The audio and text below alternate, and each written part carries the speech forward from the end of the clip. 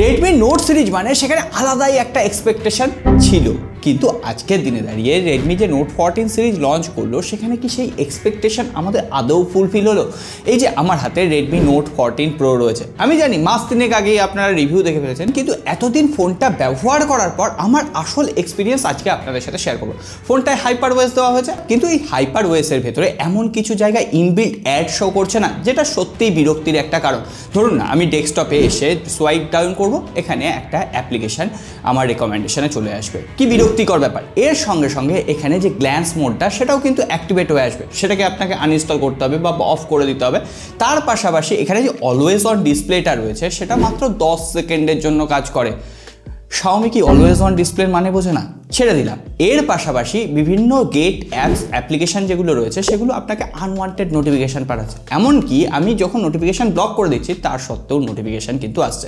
তো এই ব্যাপারগুলোর এক্সপিরিয়েন্স তো অনেকটা খারাপ করে ফোনটার। এই সমস্ত কিছু ইন ডিটেলস এই ভিডিওতে আমরা আলোচনা করব রেডমি নোট 14 প্রো নিয়ে। আর হ্যাঁ, যারা ফোনটা কিনে ফেলেছেন তারা তাদের অভিজ্ঞতা অবশ্যই কমেন্ট বক্সে লিখে জানাবেন, আর যারা কেনেননি তারা ভিডিওটা কিন্তু অবশ্যই ভালোভাবে দেখবেন। আর হ্যাঁ, এর সাথে অল্টারনেটিভ ফোনগুলো নিয়েও ডিসকাস হবে, কম্প্যারিজন ভিডিও আসবে, তার জন্য সাবস্ক্রাইব করে রাখবেন।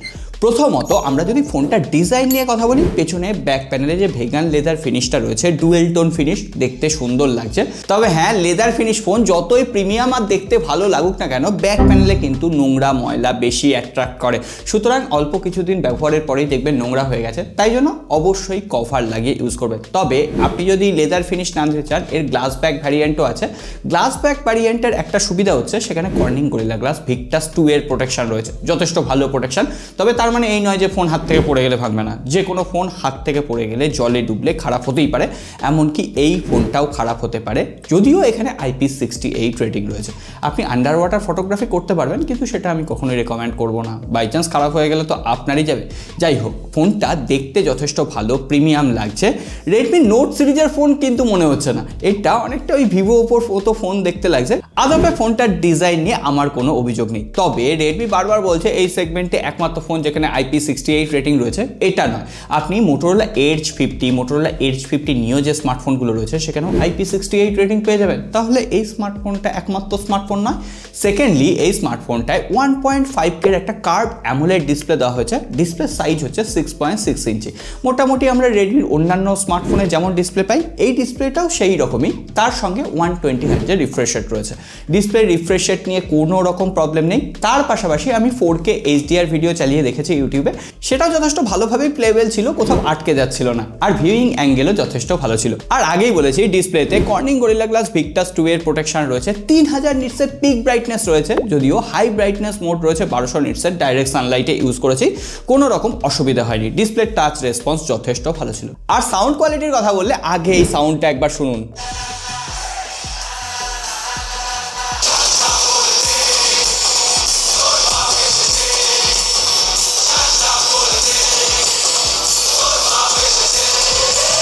কোন সিনেমা আগে কমেন্ট করে লিখে জানান, তারপরে স্পিকার নিয়ে কথা বলছি।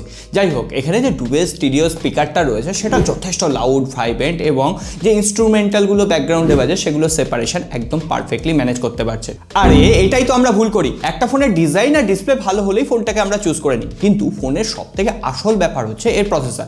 মিডিয়াটেকের ডায়মন্ডসিটি 7300 আলট্রা একটা চিপসেট দেওয়া হয়েছে, যেটার Antutu আসছে 5.5 লাখের আশেপাশে, UFS 2.2 storage type, DDR4X RAM। এই প্রাইস পয়েন্টে আমরা যদি অন্যান্য স্মার্টফোন টেস্ট করতে বসি, তাহলে সেক্ষেত্রে Poco F6, Poco X6 Pro সেগুলো 1 মিলিয়নের উপরে Antutu বেঞ্চমার্ক দিতে পারে। কিন্তু এই স্মার্টফোনটা performance oriented gaming centric smartphone নয়, তবুও আমরা BGMI খেলে দেখেছি, 60 FPS এ BGMI খেলা যায়, তবে ফ্রেম ড্রপ খুবই হয় যখন ফোনটা একটু গরম হয়ে যায়, বা ফোনটায় যখন অনেকক্ষণ গেমিং করা হয় তখন কিন্তু ফ্রেম ড্রপ করে ওই 48-50 মধ্যে চলে আসে। এর পাশাপাশি আমরা যখন ডেইলি লাইফের অ্যাপ্লিকেশন ইউজ করেছি সেগুলো স্মুথলি হ্যান্ডেল করতে পেরেছে। তবে হ্যাঁ, অ্যাপ্লিকেশন ওপেনিং স্পিড এই প্রাইস রেঞ্জে আমি আরও ফোন টেস্ট করেছি, মোটোরোলা এজ 50 নিও, Motorola age 50, IQ Z9s Pro, এই সমস্ত ফোনগুলোর যে অ্যাপ্লিকেশন ওপেনিং স্পিড এটার থেকে বেটার। তার সঙ্গে সঙ্গে OnePlus Nord CE4 রয়েছে, OnePlus Nord 4ও আপনি এর থেকে একটু বেশি দামে পেয়ে যাবেন অফারে অ্যাভেলেবেল করলে। তো পারফরমেন্সের দিক থেকে আমার এই প্রাইস সেগমেন্টে মনে হচ্ছে রেডমি নোট 14 Pro অনেকটাই অনেকটাই পিছিয়ে থাকছে, কারণ এর থেকে বেটার পারফরমেন্স আমরা পাই। সো এবার আপনারা আপনাদের ওয়ার্কলোড বুঝে এই ফোনটাকে চুজ করবেন। আর এখানে out of the box Android 14 রয়েছে। অ্যান্ড্রয়েড 15-এ অবভিয়াসলি আসার দরকার ছিল, কারণ কয়েকদিন 1 মাস হলো ইন্ডিয়াতে লঞ্চ করেছে। তার পাশাপাশি এখানে হাইপার ওএসের কাস্টমাইজেশন রয়েছে। যেমন বললাম, হাইপার ওএসে বেশ কিছু জায়গায় অ্যাপ রেকমেন্ডেশন আসছে, সেগুলোকে আপনাকে অফ করতে হবে। যে ব্লোটওয়্যার আছে সেই ব্লোটওয়্যারগুলোকে আনইনস্টল করতে হবে। এমনকি আমি দেখিয়ে দিচ্ছি, এই দেখুন নোটিফিকেশন প্যানেলটা আমি জাস্ট ড্রপ ডাউন করেছি, এখানে এতগুলো অ্যাপ্লিকেশন সাজেশন এসছে। এইগুলো মেনে নেওয়া যায়। এআই ফিচার বলতে এক্সক্লুসিভ এআই ফিচার নেই। আমি হাইপার ওএস 2 এর উপর একটা ভিডিও বানানোর চেষ্টা করছি, আপনারা ইন্টারেস্টেড থাকলে অবশ্যই কমেন্ট বক্সে লিখে জানাবেন। ওই ধরুন ব্যাকগ্রাউন্ডে কেউ আনওয়ান্টেড অবজেক্ট চলে এলো, সেটাকে ইরেজ করা, আকাশের কালার চেঞ্জ করা, এই টুকটাক দু একটা এআই ফিচার আপনি পাবেন। এর থেকে অনেক better AI feature Oppo, Vivo, Samsung provide করছে। স্যামসাং তো আলাদা লেভেল, ছেড়ে দিন। সো আমার মনে হয়েছে সফটওয়্যার এক্সপিরিয়েন্সেও যথেষ্ট একটু ঘাটতি রয়েছে ফোনটার ব্যাপারে। তবে হ্যাঁ, ব্যাটারির দিক থেকে এই স্লিম ফোনটায় 5500 mAh ব্যাটারি রয়েছে, 45 ওয়াটের চার্জার রয়েছে। সেটাও কিন্তু কম্পিটিশনের দিক থেকে পিছিয়ে, কারণ কম্পিটিশনে আমরা 80 ওয়াট 100 ওয়াটও দেখতে পাচ্ছি। তো 45 ওয়াটের চার্জার দিয়ে ফোনটাকে চার্জ করতে প্রায় 90 মিনিটের আশেপাশে লাগছে। আর একবার চার্জে মোটামুটি 7 থেকে 7.5 ঘন্টা স্ক্রিন অন টাইম পাওয়া যাচ্ছে। মোটামুটি হেভি ইউজার হলে একদিন ইউজ করে নেওয়া যাবে। এই হচ্ছে আমাদের ওভারঅল রেডমি নোট 14 প্রো। কিন্তু রেডমি নোট সিরিজের সব থেকে বেশি হাইপ হয়েছিল, কারণ সেই ফোনটার ক্যামেরা এতটাই বেটার ছিল। কিন্তু আজকের দিনে রেডমি নোট 14 প্রোতে 50 মেগাপিক্সেলের প্রাইমারি ক্যামেরা দেওয়া হয়েছে, এবং সেখানে সনি লাইটিয়া সেন্সারও দেওয়া হয়েছে। পাশাপাশি এখানে 8 মেগাপিক্সেলের আল্ট্রা ওয়াইড অ্যাঙ্গেল লেন্স এবং 2 মেগাপিক্সেলের ম্যাক্রো সেন্সার। 2 মেগাপিক্সেলের ম্যাক্রো সেন্সার খুব একটা কাজের নয়, কথা বলছি না। আর আল্ট্রা ওয়াইড অ্যাঙ্গেল লেন্স দিয়েও আমি বেশ কিছু ছবি তুললাম, ছবির শার্পনেস নষ্ট হয়ে যাচ্ছে। আর আল্ট্রা ওয়াইড অ্যাঙ্গেল লেন্সে না কালার শিফটিং ইস্যু আছে। তার পাশাপাশি 50 মেগাপিক্সেলের যে নর্মাল ক্যামেরাটা, সেটা দিয়ে আমরা বহুত ছবি তুলেছি। ছবিগুলোর যে এক্সপোজার কন্ট্রোল, ডায়নামিক রেঞ্জ মোটামুটি বেশ ভালো ছিল। কিন্তু হ্যাঁ, কালার অ্যালগোরিদমের ক্ষেত্রে কালার শিফট করছে। দেখুন, আমি একটা দেওয়ালের কালার, এটা হালকা আকাশি, যখন প্রিভিউতে দেখছি তখন ঠিকঠাক দেখছি, কিন্তু যখনই সেটা অপটিমাইজ হচ্ছে কালারটা একটু হলেও ফেড হয়ে যাচ্ছে বা অন্য রকম হয়ে যাচ্ছে, যেটা কিন্তু একেবারেই দেখতে ভালো লাগছে না। আর লাল কালারের সাথে এটা বেশি হচ্ছে, এই কালারটার সাথে হচ্ছে। সো এই ধরনের একটু ইস্যু আছে। আর 20 মেগাপিক্সেলের সেলফি ক্যামেরা, সেটাও এক্সপোজার কন্ট্রোল আর শার্পনেস কিন্তু বেটার ছিল। সেটা নিয়ে খুব একটা আমি কমপ্লেন করতে পারছি না। আর আমি অনেক ছবি তুলেছি, আমি ডেসক্রিপশন বক্সে লিঙ্ক দিয়ে দেবো ড্রাইভের, আপনারা গিয়ে অরিজিনাল কোয়ালিটি চেক করতে পারেন। ছবির শার্পনেস বেটার ছিল, কিন্তু যখন আমরা পোর্ট্রেট মোডে ছবি তুলেছি, edge to edge detection perfectly manage করতে পারেনি। এমনকি এখানে কোনো রকম ডেডিকেটেড টেলিফটো সেন্সারও নেই। আমরা 2x-এ যখন পোর্ট্রেট তুলতে গেছি, ছবির শার্পনেস নষ্ট হয়ে যাচ্ছে। সুতরাং এই প্রাইস পয়েন্টে ক্যামেরাটাও খুব একটা যে হাইপড ক্যামেরা সেটা নয়, ওকে ওকে ক্যামেরা, খুব একটা যে খারাপ সেটাও নয়, আবার খুব একটা যে ভালো এটাও নয়।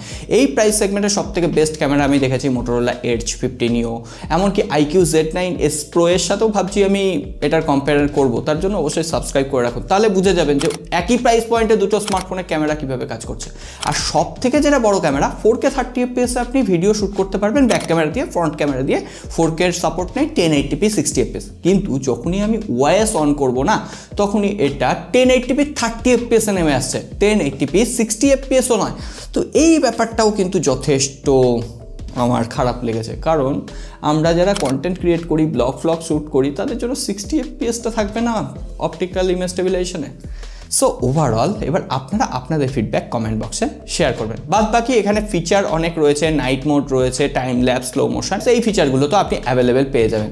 সো আর কি কনক্লুশন পার্ট দেওয়ার দরকার আছে? আমি জানি আপনারা অনেক রিভিউ দেখে ফেলেছেন, অনেকে ফোনটা কিনেও ফেলেছেন, কিন্তু আমার মতে রেডমি যে তাদের জৌলু, সেটা কিন্তু আলটিমেটলি হারিয়ে ফেলেছে। এখন যে রেডমি স্মার্টফোনের জন্য আমরা ওয়েট করব, এটা আর থাকে না, কারণ এই প্রাইস সেগমেন্টে IQ Z9s Pro এটার থেকে অনেক বেটার অপশান। মোটোরোলা এডজ 50 নিও, সেখানে ডেডিকেটেড টেলিফটো সেন্সার রয়েছে, আর সেটা এটার থেকে অনেক বেটার ছবি তুলছে। সো ওই ফোনগুলো নিতে পারেন। মোটোরোলা এডজ 50 ফিউশন, সেখানেও যথেষ্ট হালকা পাতলা ডিজাইন। আমার মনে হয় না এই ফোনটা নিয়ে খুব একটা এক্সপেকটেশনের দরকার রয়েছে। তবে হ্যাঁ, আমাদের কাছে এক্সপেকটেশন আপনার বাড়তেই পারে, তার জন্য সাবস্ক্রাইব করে রাখবেন এই ধরনের জেনুইন রিভিউ সবার আগে দেখার জন্য।